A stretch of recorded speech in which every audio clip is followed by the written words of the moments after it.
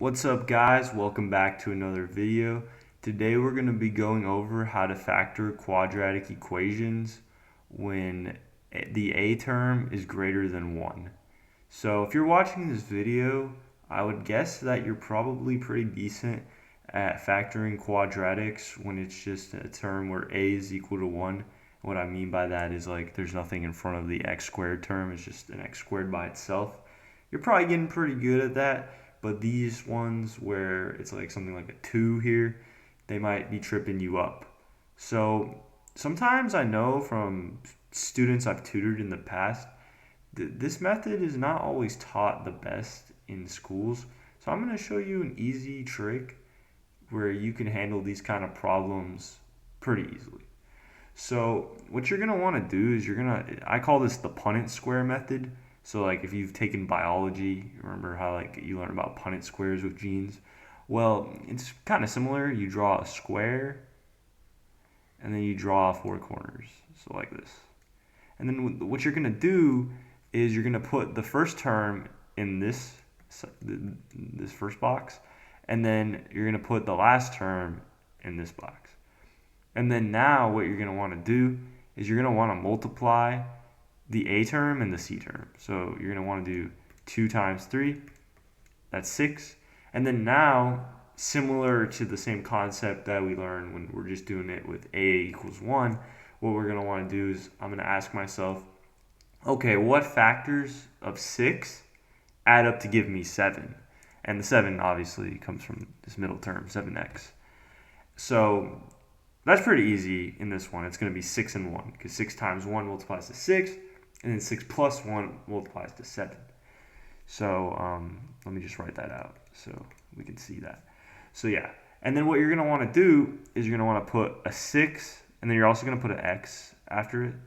You need to do that for this method to work. You'll see why in a second. And then you'll put a 1x here, so that'll just be x. And then now we're almost done.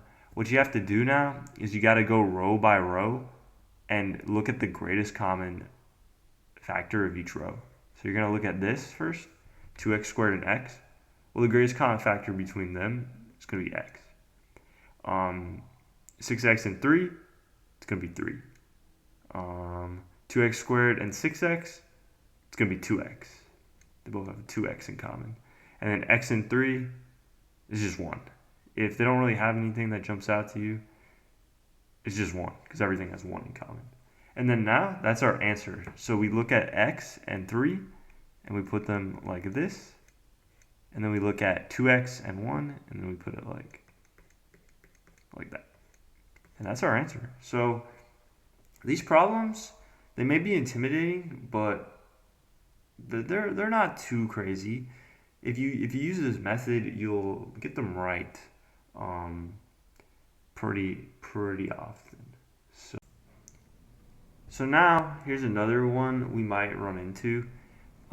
This has a negative term, and then also you might run into some where, if you notice, they all have a factor of 4 in common. So what you're going to want to do is you're going to want to first, you want to see if something jumps out to you right away that they have like a common factor like that, you're going to want to immediately factor it out. So if we do that, just divide each term by 4, and you're left with an inside that's like this.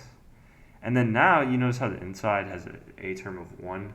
Well, that's going to be pretty easy to factor. We just treat this like a quadratic like we've done before. So what multiplies to 2 adds to negative 3. Well, that's going to be negative 2 and negative 1. So then our answer is just going to be 4 times x minus 2 times x minus 1. So then now I'm just going to do one more example. I want to do a negative one, like one that has a negative in it, but also you can't just factor it out like we did here. So I'm going to do 6x squared minus x minus 15. So we're going to do the square method here as well. So we got 6x squared, and then we got negative 15. So we got to do 6 times negative 15. It's going to be negative 90. And then we got to think, okay, what numbers multiply to negative 90 and add up to negative x, right? Or negative 1, I should say. So that's going to be negative 10 and 9, right? So that's negative 90, and then negative 10 plus 9 equals negative 1. So then we put, just like before, we put a negative 10x in the box, and then a 9x in the box. And we go row by row and factor them out.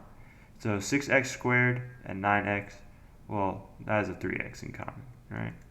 Negative 10 and negative 15, that has a negative 5. And I'm going to make a point here.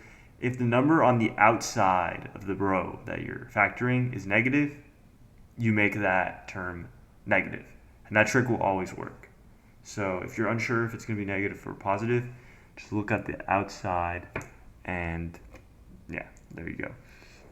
So 6x squared and negative 10x, well, that's pretty clearly going to be 2x. And then I make it positive because the outside's positive. And then same here, this one's positive, so this next term will be positive. So 9x and negative 15, well, those have a 3 in common. So our answer to this one is 3x minus 5 and 2x plus 3. So I think if you can understand the problems we've done thus far, I think you should be pretty good on this concept. If you still need some math help, check out the link in the description. We run a tutoring website called mvplearners.com. We offer pretty affordable tutoring. So if you're a parent, sign up, and if you're a kid, just let your parents know, and we can get started on teaching you how to do problems like this or some even more advanced concepts. But anyways, I hope you guys enjoyed the video.